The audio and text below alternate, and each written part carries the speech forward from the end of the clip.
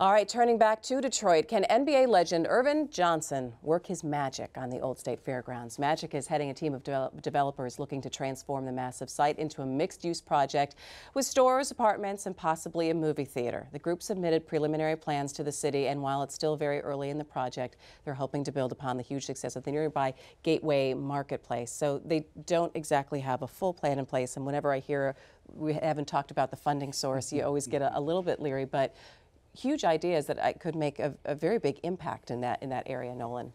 Yeah, and no strip clubs planned for it, which would be a remarkable change for that area. I mean, that 8 Mile is a great corridor, a great boulevard, and if you can start getting a better class of business, particularly retail business and service businesses up there, I think it goes a long way to helping not just Detroit and that section of Detroit, but also the neighboring suburbs, because it is the border boulevard. And I think it's fabulous. I think that's the sort of charm of that spot, is that unlike other places in Detroit where you face density questions with retail, are you going to have enough people to support a store? Because of the proximity to the suburbs there and a lot denser neighborhoods, you know, the numbers can work, and the market questions tend to go away. But also, I'm always really cautious about, I mean, how long have we been talking about doing something at the State Fairgrounds?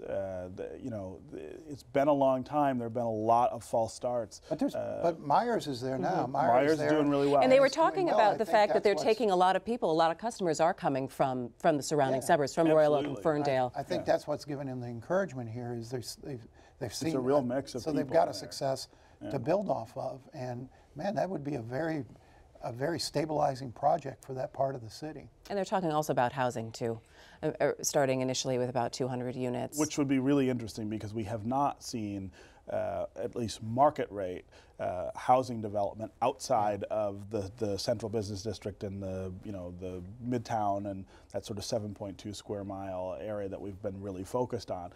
If that works, I think it really says that that things have really changed in Detroit. How do you get a project like this off the ground in terms of working with the city or any kind of tax credits? Well, you start with financing, and it looks like they do have folks with the money to put in place. I saw the other day that Gilbert might be interested in joining them up there. So you start with the financing. I think the zoning and everything's in place. It shouldn't be a huge issue getting it through the city. Yeah, well, and the question is always, how much subsidy do they need to make it work? I mean, it's still market rate development in Detroit is still a very, very rare phenomenon. Everything is heavily subsidized. This seems like a better bet as a subsidy, I think, than even some of the things that we've done in other places because of the location, and so hopefully the city can help them out. But the city has to be careful about that. You don't want to get in the same situation the state is in now, where they're paying the price for jobs and development they bought 10 and 20 years ago, and it's a steep price. If the city's going to come back, if it's going to rebuild its tax base, it's at some point going to have to be market driven and not subsidy driven. We're not close to that. I mean, there's nothing that any of us are familiar with in the city in terms of development that hasn't had some help from subsidy, with the exception of the things that Gilbert is doing downtown. You know, the market's not there. It's not a healthy market yet. It's moving in that direction, but it's much slower than I think a lot of people would want to admit. All right, in the last 2 minutes, speaking about friends with money, aren't we glad we have friends in Canada, because we finally got the news announced that they are going to help pay for that Customs Plaza.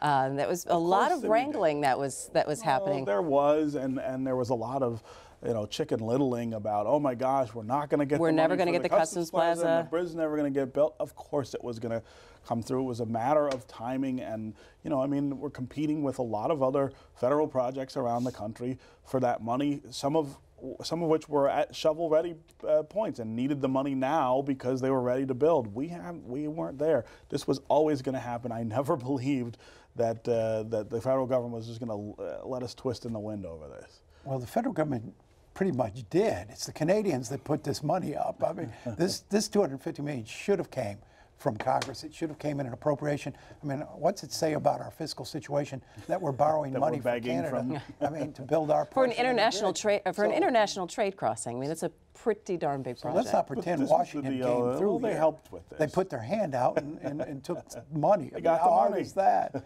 So if you're Canada, That's you're what like. they do in Washington. So if you're Canada, though, I mean, they're like, now we need to start. We're doing we the need to whole start thing. moving on Well, this. I mean, Canada has from the beginning been in I think the right headspace about this project, and we've been in the wrong headspace. They're saying, look, this makes sense. We need it sooner rather than later to do the kind of trade building that we want to do. And they're already doing infrastructure work over there on the highway leading up and what have you. They're ready and raring to want it. go. They see this as a very vital trade crossing and something that will boost their economy. All right, well, we're going to have to leave it there. I hope you guys stay warm.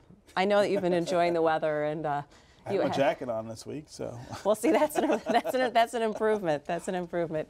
And that is going to do it for MiWeek. Thanks so much for joining us. We'll continue our conversation online right after the show. So go to MiWeek.org for an extra segment that you won't see on TV. We're also on Facebook and on Twitter during the week, so make sure you connect with us there. I'm Christy McDonald. For all of us at Detroit Public TV, we'll see you next week. Take care.